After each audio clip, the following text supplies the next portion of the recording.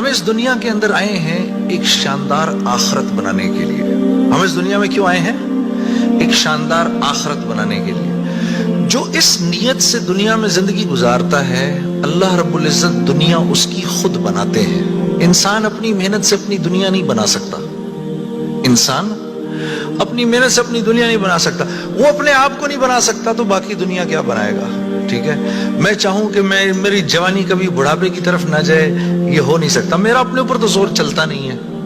نہ میں اپنی مرضی سے آیا، نہ اپنی مرضی سے رہ رہا ہوں، اور نہ اپنی مرضی سے دنیا سے جاؤں گا. یہ کیسی دنیا ہے کہ اس کی کوئی بھی چیز میرے قابو میں نہیں ہے. آپ یہاں رہتے ہیں، میں کراچی میں رہتا ہوں، کوئی لاہور میں رہتا ہے، کوئی پنڈی میں رہتا ہے، اور آپ کو پتہ ہے کہ یہاں آپ اپنی مرضی سے نہیں آئے ہوئے. یہ بھی بڑی عجیب بات ہے. قرآن میں اللہ فرماتے ہیں 5 چیزیں ایسی ہیں جس کے بارے میں کوئی نہیں جانتا. جو اس کے بارے میں جو بات کر رہا ہے سب غلط کر رہا ہے. 5 چیزیں کون سی ہیں؟ سب سے پہلے ان اللہ عنده علم الساعہ. اللہ کہتے ہیں سوائے اللہ کے کوئی نہیں جانتا قیامت کب آئے گی. وَيُنَزِّلُ الْغَيْثَ. بارش نے کب، کہاں اور کتنا برسنا ہے کوئی نہیں جانتا. رزق کس کے پاس کتنا پہنچے گا اللہ فرماتے ہیں کوئی نہیں جانتا، صرف میں جانتا ہوں. وَيَعْلَمُ مَا فِي الْأَرْحَامِ. ماں کے رحم میں یہ تو معلوم کر لیتے ہیں کہ بیٹا ہے یا بیٹی ہے، لیکن اللہ فرما رہے ہیں یہ نہیں معلوم کر سکتے کتنا جیے گا، کتنا کہاں رہے گا، کیا کھائے گا، کیا پیے گا، نیک ہوگا، بد ہوگا، فرمانبردار ہوگا، نافرمان ہوگا. اللہ فرماتے ہیں کوئی نہیں جانتا. پھر اللہ فرما رہے ہیں وما تدری نفس ماذا تکسب غدا. کوئی نفس یہ نہیں جانتا، انسانوں کو چھوڑو، کیڑے مکوڑے بھی یہ نہیں جانتے کہ کل ان کو ان کا رزق کہاں سے ملے گا. مجھے نہیں پتا تھا کہ آج میں کھانا یہاں بیٹھ کے کھاؤں گا، کوئی آئیڈیا نہیں. اللہ کہتے کوئی نہیں جانتا. پھر اللہ کہہ رہے ہیں 5ویں چیز وما تدری نفس بأی ارض تموت. کسی نفس کو نہیں پتا کہ اس کو موت کب آئے گی اور کہاں آئے گی. وما تدری نفس بأی ارض تموت. کسی نفس کو نہیں پتا اس کو اس کی موت کل کہاں آئے گی. یہ 5 چیزیں کوئی نہیں جانتا. اب ان 5 چیزوں کا براہ راست ہماری زندگی سے تعلق ہے. تو پھر یہ کیسی زندگی ہے، یہ کیسی دنیا ہے جس کے بارے میں کچھ بھی نہیں جانتا. تو اللہ رب العزت نے دنیا کا بننا بگڑنا یہ انسان کے ہاتھ میں نہیں رکھا. یہ انسان کے ہاتھ میں نہیں رکھا. اور اختیار کتنا دیا؟ ہم کہتے ہیں نا بھائی انسان کو اختیار ہے. بھائی اختیار کتنا دیا؟ اختیار اتنا دیا. کسی نے حضرت علی کرم اللہ وجہ سے پوچھا کہ حضرت یہ میرے پاس دنیا میں کتنا اختیار ہے؟ کہا ایک ٹانگ اٹھاؤ اپنی. اس نے اپنی ایک ٹانگ اٹھا لی. کہا جی دوسری اٹھاؤ. کہا جی وہ نہیں اٹھا سکتا. کہا بس اتنا اختیار ہے تیرے پاس. انسان کے پاس اتنا اختیار ہے. اور جو اختیار ہے وہ کیا ہے یہ جاننا بڑا ضروری ہے. انسان کے پاس کیا اختیار ہے؟ اللہ نے انسان وہ واحد مخلوق ہے پوری کائنات میں جو اپنی جان کے استعمال کو بھی جانتی ہے اور چیزوں کے استعمال کو بھی جانتی ہے. انسان کے علاوہ اور کسی مخلوق کو یہ نہیں پتا کہ میں نے اپنی جان کو کیسے استعمال کرنا ہے اور چیزوں کو کیسے استعمال کرنا ہے.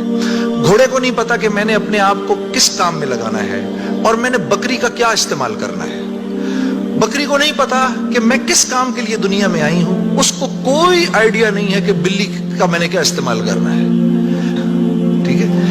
انسان وہ واحد مخلوق ہے جس کو اللہ نے یہ شعور دیا فَأَلْهَمَهَا فُجُورَهَا وَتَقْوَاهَا. اف میرے دوستو یہ وہ آیت ہے وَنَفْسٍ وَمَا سَوَّاهَا. اچھا چل کسی کی قسم نہیں مانتا تو میرے بندے مجھے تیری جان کی قسم. فَأَلْهَمَهَا فُجُورَهَا وَتَقْوَاهَا. کل قیامت کے دن آگے مجھے نہیں کہنا یا اللہ مجھے نہیں پتا تھا سیاہ کیا ہے اور سفید کیا ہے.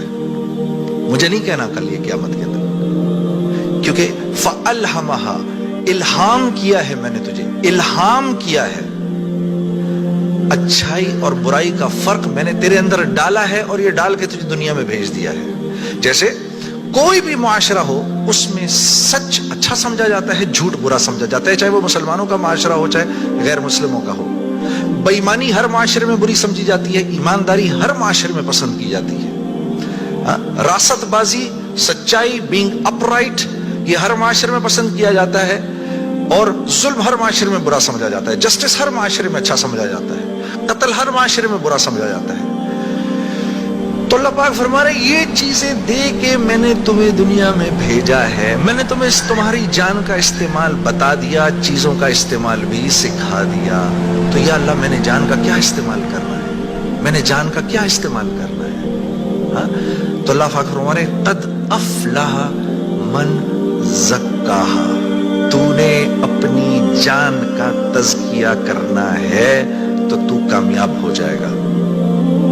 وقد خاب من دساہا، اور اگر اپنے نفس کو تو نے کھلا چھوڑ دیا تو برباد ہو جائے گا. اب نفس کا تزکیہ کیا ہے؟ نفس کو ہر اس چیز سے روکنا جس کو اللہ نے منع کیا ہے، یہ نفس کا تزکیہ ہے. سامنے نہ میرا مورد ہے، اب نہیں دیکھ سکتے اس کو. ہاں وہ سامنے سے آئی، نظریں جھکا لی، اب نظریں جھکا لی اسی لمحے پچھلے سارے گناہ معاف ہو جاتے ہیں.